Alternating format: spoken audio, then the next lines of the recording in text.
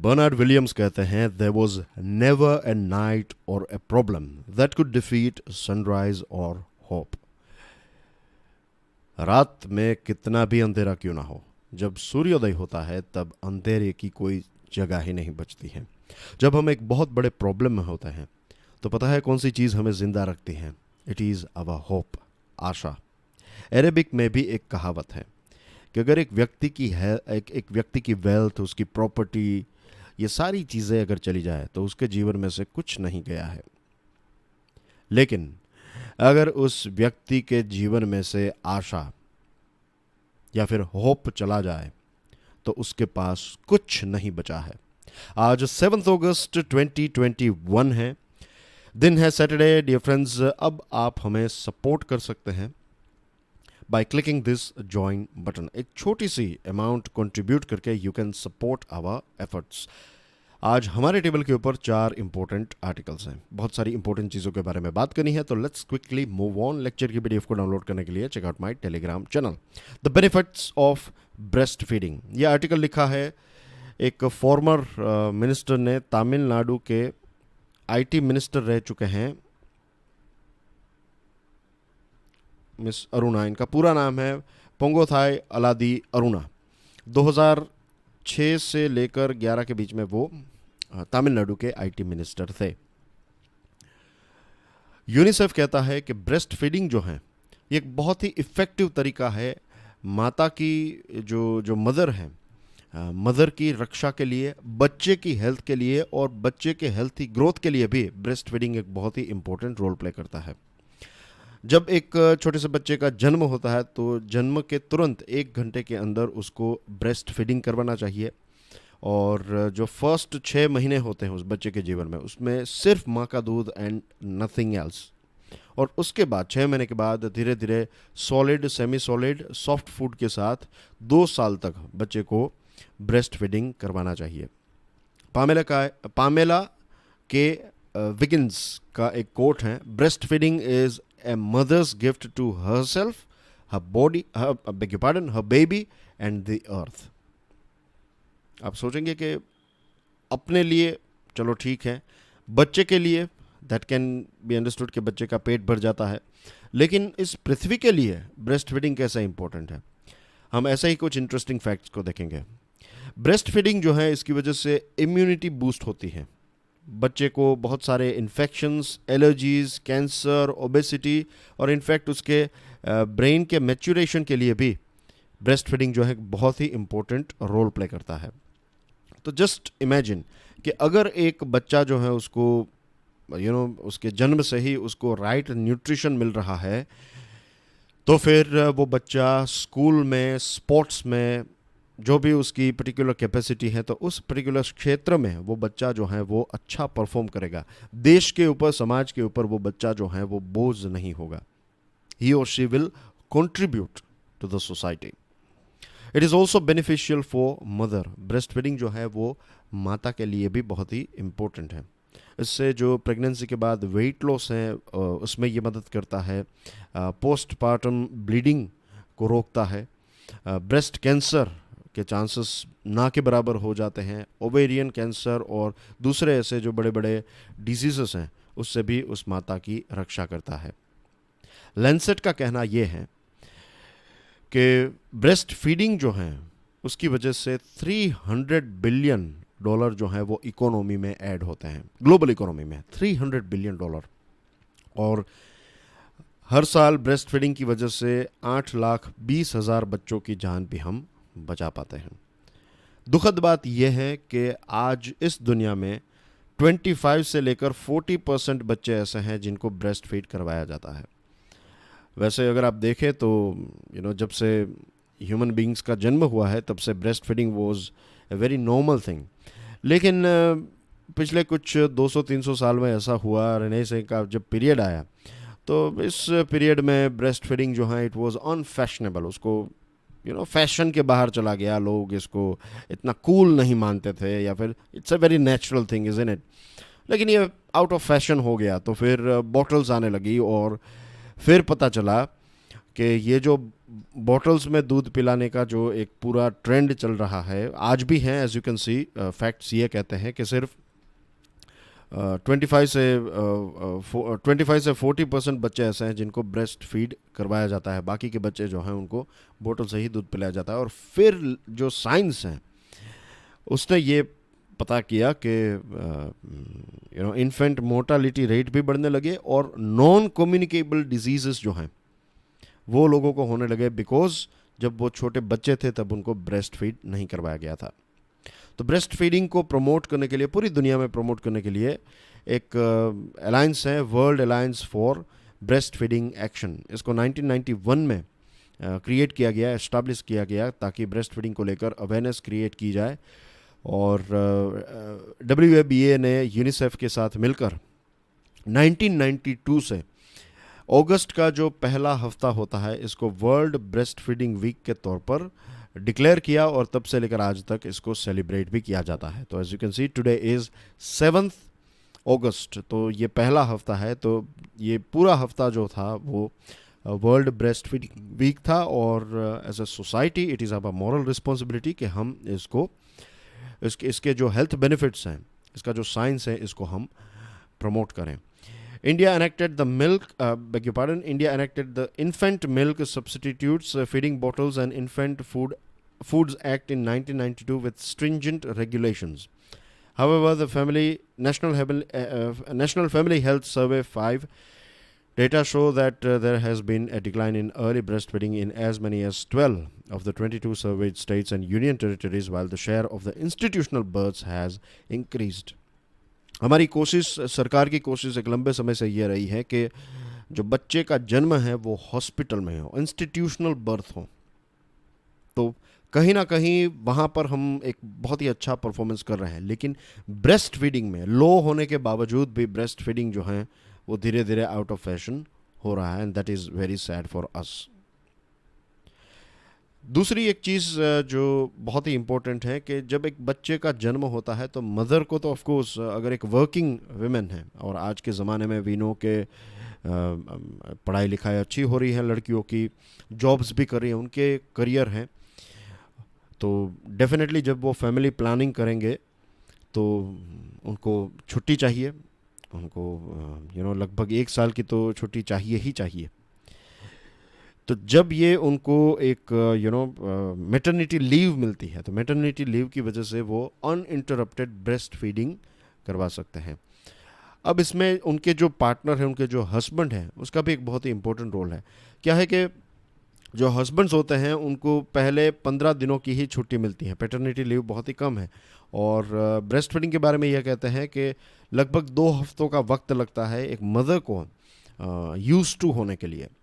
तो ऐसे समय में फादर का वहाँ पर होना जो है दैट इज़ वेरी इंपॉर्टेंट। जो दूसरे छोटे बड़े जो काम हैं तो उसमें मदर की मदद हो जाएगी। और ये मैं इसलिए कह रहा हूँ क्योंकि आजकल हम सब जो हैं वो न्यूक्लियर फैमिलीज़ में रहने लगे हैं। तो ये न्यूक्लियर फैमिलीज़ में रहने के कुछ ड्रॉबैक्स भी हैं कि ये सारी चीज़ें, वरना पहले ऐसा था कि दादा दादी चाचा चाची बहुत सारे लोग जो हैं वो परिवार में रहते थे, as we all know. But अब धीरे धीरे चीज़ें चेंज हो रही है। अब ये सही है गलत है, I am not talking about it. The main thing is कि अगर पैटर्निटी और मैटरनिटी लीव जो है वो प्रॉपर मिले तो बच्चे का देखभाल जो है वो सही तरीके से हो सकता है। एटलीस्ट एक फॉर अ मंथ और समथिंग, एक महीने का लीव मिले पैटर्निटी लीव, तो जो फादर हैं वो भी कंट्रीब्यूट कर पाएंगे, मदर को सपोर्ट करेंगे और मदर जो है वो बच्चे को सपोर्ट करेगी। तो वो फैमिली अगर आपने सिक्योर कर लिया तो फिर देश में एक जो नया बच्चा ऐड हुआ है, अगर वो हेल्थी रहेगा तो वो हेल्थ सिस्टम के ऊपर बोझ नहीं रहेगा।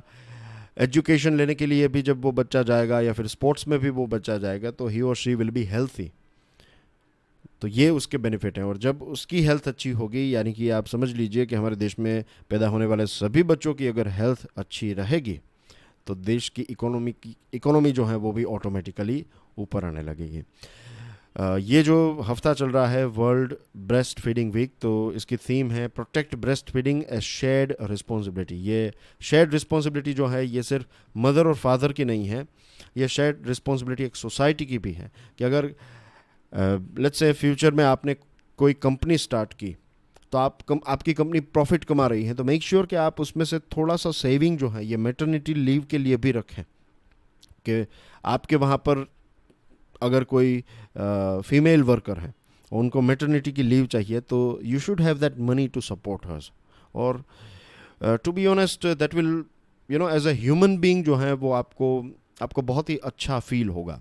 सारी चीज़ें हम प्रॉफिट और लॉस और लॉजिक से नहीं देख सकते। एज अ ह्यूमन बीइंग ये आपकी एक रिस्पॉन्सिबिलिटी हो जाएगी, क्योंकि जब हम बड़े हुए तो ये सारी सोसाइटी जो है उसने हमें क्राफ्ट किया है, इज़न्ट इट? अच्छे बुरे सारे एक्सपीरियंस की वजह से आज जो हम हैं वो हैं। तो हर एक बच्चा जो है वो हमारे किसी भी हमारे देश में या फिर हमारी सोसाइटी में, तो इट इज़ इनडायरेक्टली हमारी भी एक रिस्पॉन्सिबिलिटी उसके प्रति है।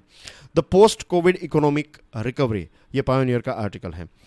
अब बारिश काफ़ी अच्छी हो रही है, और पिछले कुछ सालों से अगर देखें तो बारिश जो है वो अच्छी हो रही है, और बारिश जब अच्छी होती है तो हमारे देश में किसानों का फ़ायदा होता है। किसानों का जब फ़ायदा होता है, उनके पास पैसे आते हैं, तो रूरल इकोनॉमी में जब पैसे होते हैं तो वो अर्बन एरिया में पैदा होने वाली चीज़ें खरीदते हैं, मोटरसाइकिल, वॉशिंग मशीन, बहुत सारी ऐसी चीज़ें। तो ऐसी सारी चीज़ें वो खरीदते हैं, तो इसकी वजह से अर्बन जो बड़ी बड़ी फैक्ट्रीज़ हैं उनका भी काम चलता है, तो हर कोई एक दूसरे के ऊपर डिपेंडेंट है। तो अच्छी बारिश जो है that is a very good thing.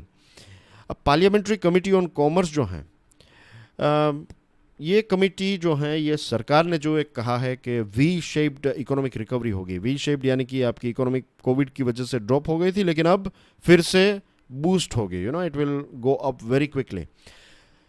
इसको लेकर पार्लियामेंट्री कमेटी ऑन कॉमर्स जो है वो इतनी कॉन्फिडेंट नहीं है। इनका कहना यह है कि कुछ डेटा भी मिसिंग है। E way bill, rail freight, port traffic, GST collection, ये सारा आंकड़ा हमारे सामने सरकार ने रखा है, लेकिन ये पर्याप्त नहीं है। हमें कुछ और स्टेप्स उठाने होंगे ताकि हम हमारी इकोनॉमी को जल्द से जल्द रिकवर कर सकें, और सिर्फ रिकवर नहीं, हमें उससे भी आगे बढ़ना है। अब आपको पता होगा एक पीएलआई नाम की स्कीम आई थी। पीएलआई नाम की स्कीम इनफैक्ट चल रही है। This is called production linked incentive.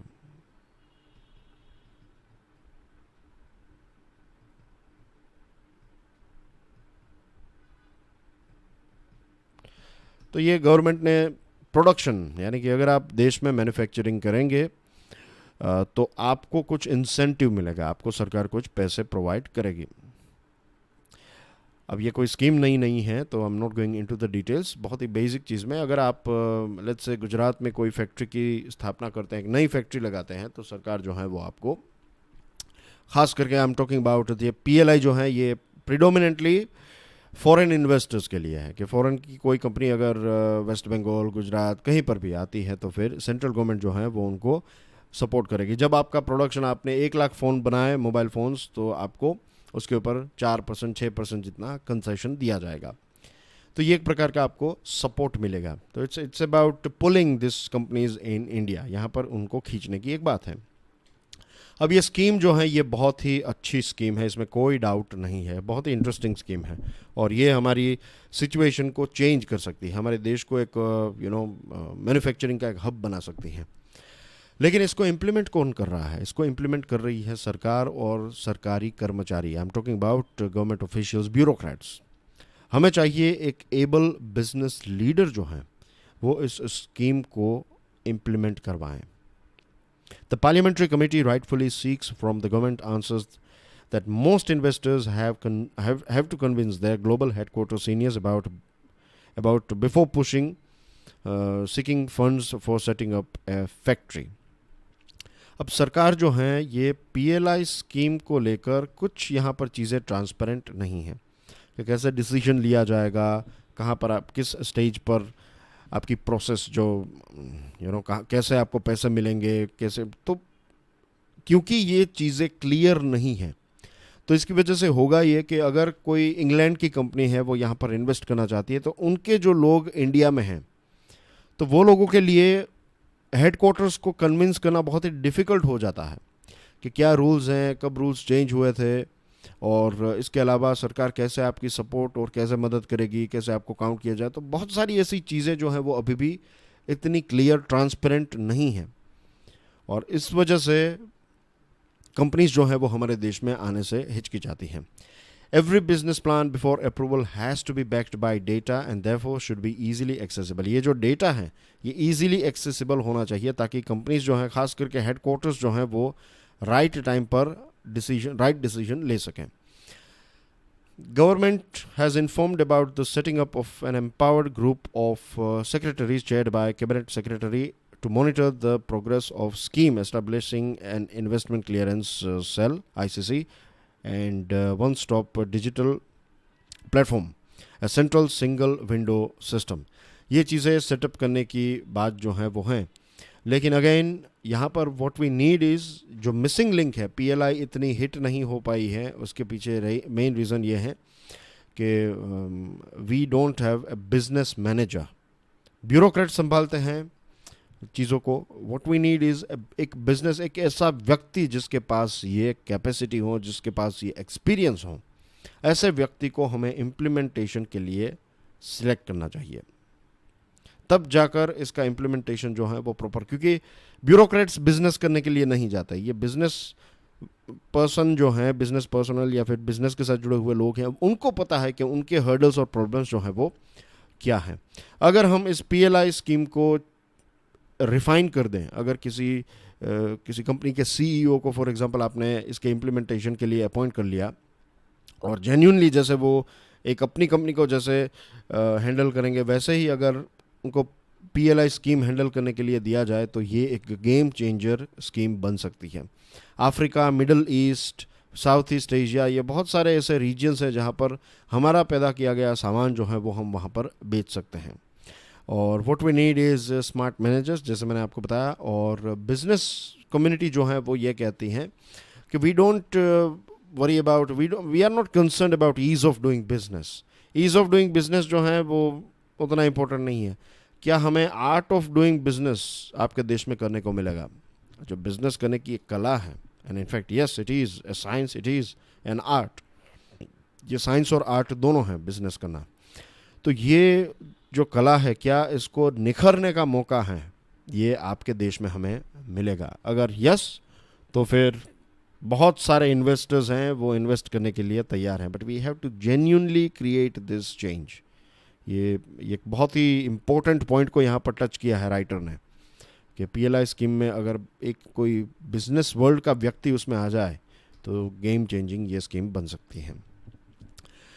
This article is from Indian express. Indigenous aircraft carrier. आपकी स्क्रीन के ऊपर जो तस्वीर है ये है INS विक्रांत.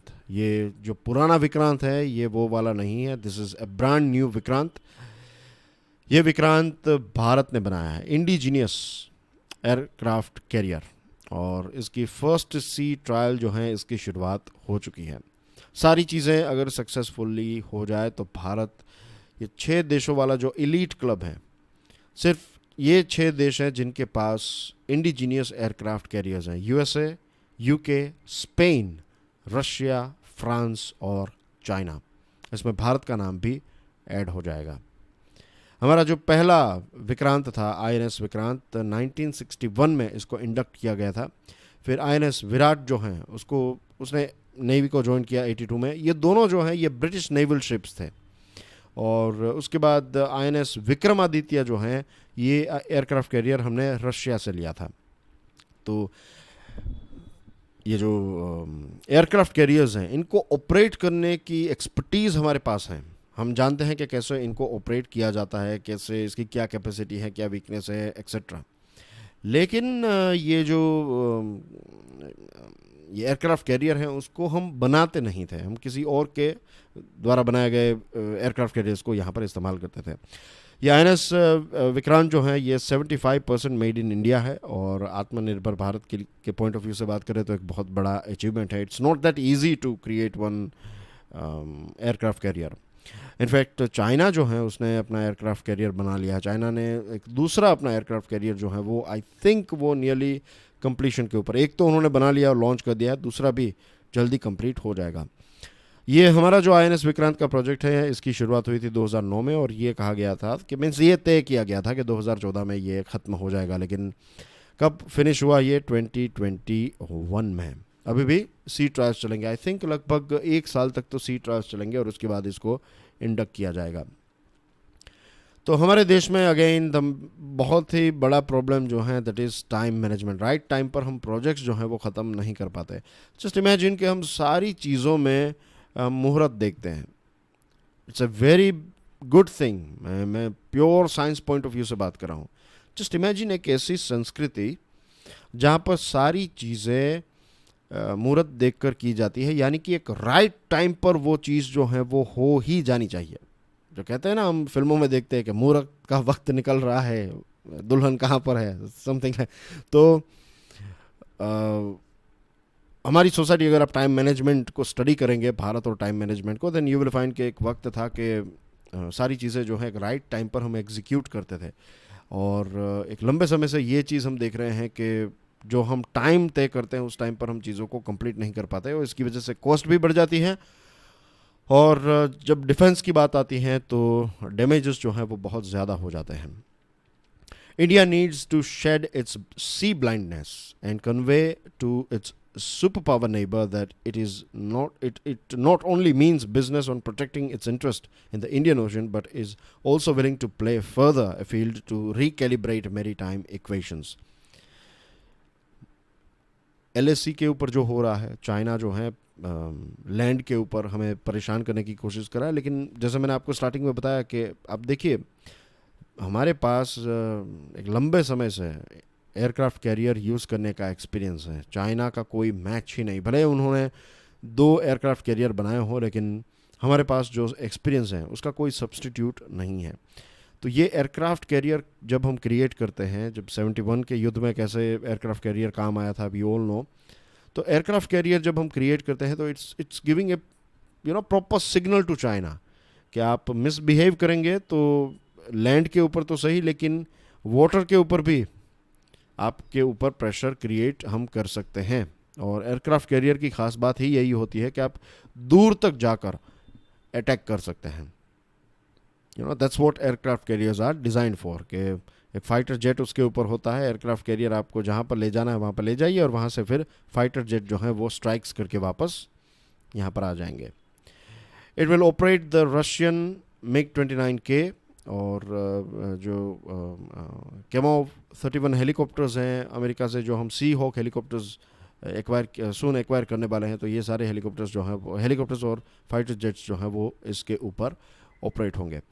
दूसरी एक चीज़, क्वाड सिक्योरिटी का भी अब हम पार्ट हैं, और क्वाड जो है वो चाइना को रोकने की कोशिश कर रहा है। तो यहाँ पर हम हमारा एयरक्राफ्ट कैरियर और बाकी देशों के साथ मिलकर भी नए एयरक्राफ्ट कैरियर्स जो हैं वो क्रिएट कर सकते हैं। तो नेवी को स्ट्रॉन्ग करना एक बहुत ही लॉजिकल चीज़ है, लेकिन जब हम हमारे बजट को देखते हैं जो हम नेवी के लिए देते हैं तो बहुत ही कम पैसे देते हैं। तो we need to upgrade this thing कि नेवी के लिए बजट भी इंक्रीज करना होगा, और जो ऐसे बड़े बड़े शिप, सबमरीन्स एक्सेट्रा हम क्रिएट कर रहे हैं तो we have to deliver it on time, तभी इसका हम सही इस्तेमाल कर पाएंगे।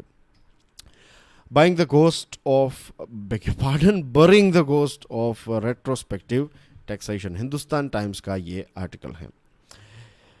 अभी थर्सडे की बात करें तो पार्लियामेंट में डिस्ट्रप्शन चल रहा था, और इसी समय पर एक बिल जो है उसको इंट्रोड्यूस किया गया। और ये बिल जो है, ये इसको एक हिस्टोरिक बिल कहते हैं। जो टैक्स की बात करें तो एक रेट्रोस्पेक्टिव टैक्स। आपने केन एनर्जी और वोडाफोन का जो केस था गवर्नमेंट ऑफ इंडिया के साथ, उसके बारे में सुना होगा। मैंने इसको आपको बताया भी था, लेकिन डोंट वरी, मैं अभी आपको थोड़ा एक्सप्लेन भी कर देता हूँ। 2012 की बात है, जब मनमोहन सिंह साहब की सरकार थी, जब मनमोहन सिंह साहब प्राइम मिनिस्टर थे, तो उस टाइम पर एक रेट्रोस्पेक्टिव अमेंडमेंट किया गया, इनकम टैक्स एक्ट 2012। अब इसमें यह था, जस्ट इमेजिन, मैं आपको एक एग्जांपल देना चाहूँगा यहाँ पर। मान लीजिए कि आपकी मंथली सैलरी जो है वो 50,000 रुपीज़ है, इनटू अगर आप 12 करें तो you will get what 6 lakh rupees, isn't it. आप साल में 6 लाख रुपए कमाते हैं। अब लेट्स इमेजिन कि सरकार ने यह तय किया है कि जिनकी इनकम 5 लाख से ज़्यादा होगी वो 10% टैक्स पे करेंगे, राइट। तो आप कितने पैसे पे करेंगे इनकम टैक्स? 60,000 rupees, okay. तो 6 लाख में से आप 60,000 रुपीज़ जो हैं वो आपको पता है कि चलो मैं 6 लाख रुपए मैंने कमाया, लेकिन 60,000 तो टैक्स में चले ही जाएंगे। तो अब मेरे पास कितने पैसे बचेंगे? 5,40,000। आपने टैक्स पे कर दिया है, अब ये 5,40,000 रुपये का आप जो करना चाहे वो कर सकते हैं। और इस जो करना चाहे में आपने ये तय किया कि आपको एक कार खरीदनी है, तो आप जाकर एक कार खरीद कर लेकर आए। ओके, नेक्स्ट ईयर भी यही चीज़ हुई, आपको आपकी सैलरी इंक्रीज़ नहीं हुई है, लेट्स से मान लेते हैं, लेकिन आपने नेक्स्ट ईयर भी 5,40,000 रुपये जो हैं वो कमाएं, और आपने अब ये तय किया कि आप अपने घर को रिनोवेट करेंगे या फिर शादी करेंगे, व्हाटएवर। तो ये पैसे भी आपने खर्च कर दिए। अब थर्ड ईयर सेम आप पैसे कमाते हैं, 5,40,000। स्टे विथ मी, मैं ऐसे एक साल आगे नहीं ले जाऊंगा, ये बस लास्ट है। तो 5,40,000 रुपये आपने कमाए, और सरकार ने ये तय किया, अब सरकार ने ये तय किया कि अब आप टैक्स जो है वो 15% पे करेंगे।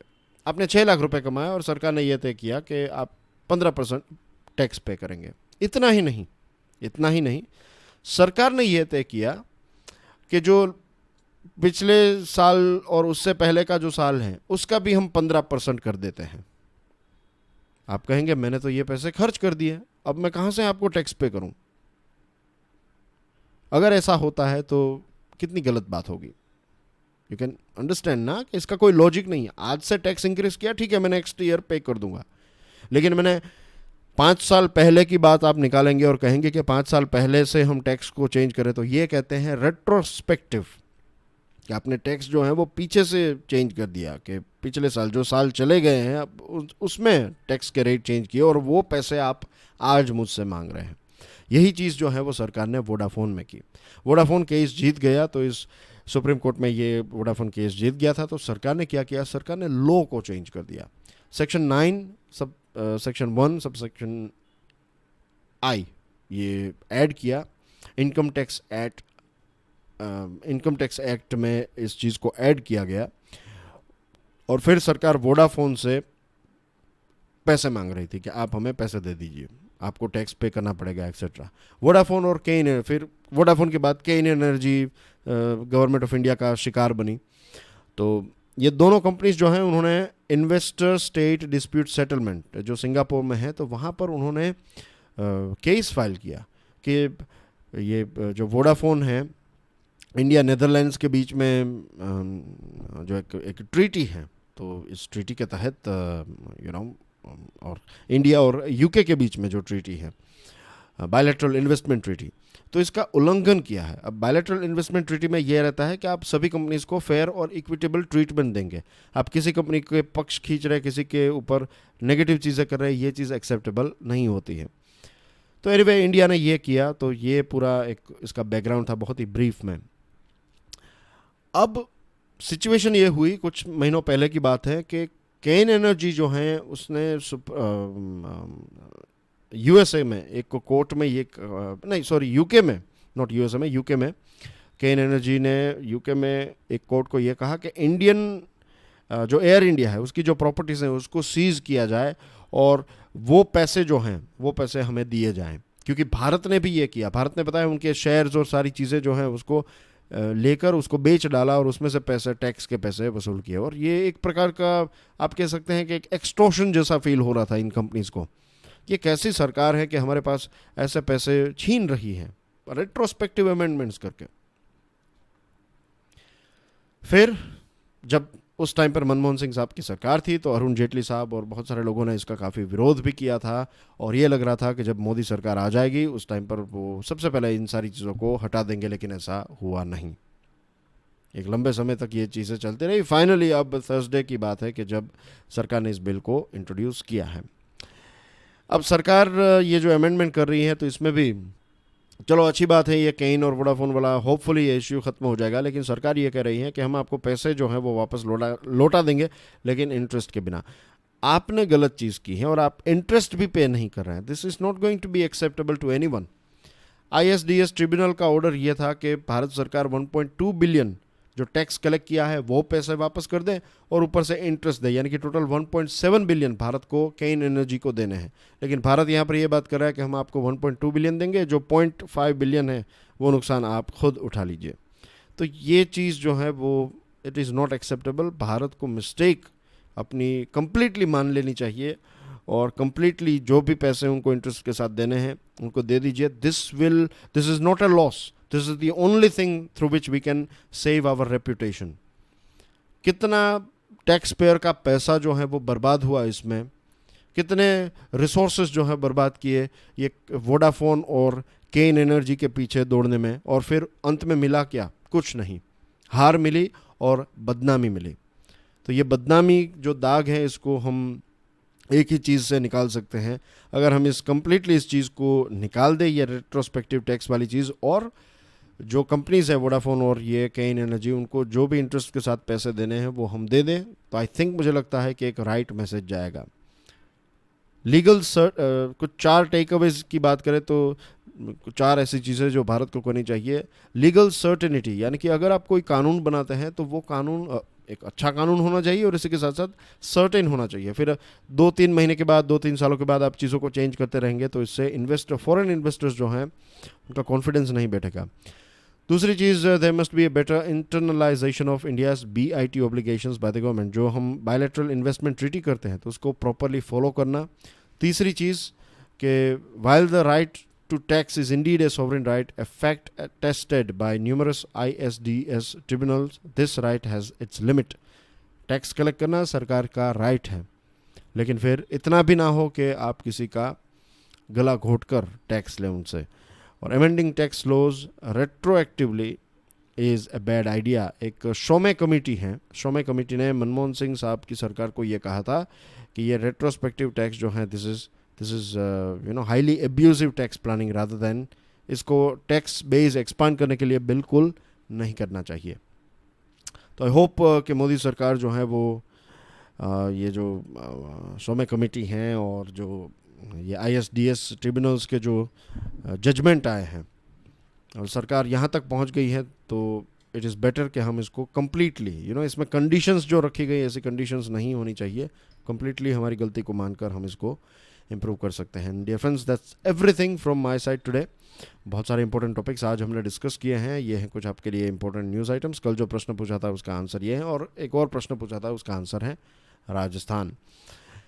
And very easy question for you. Which former finance minister introduced retrospective taxation in India?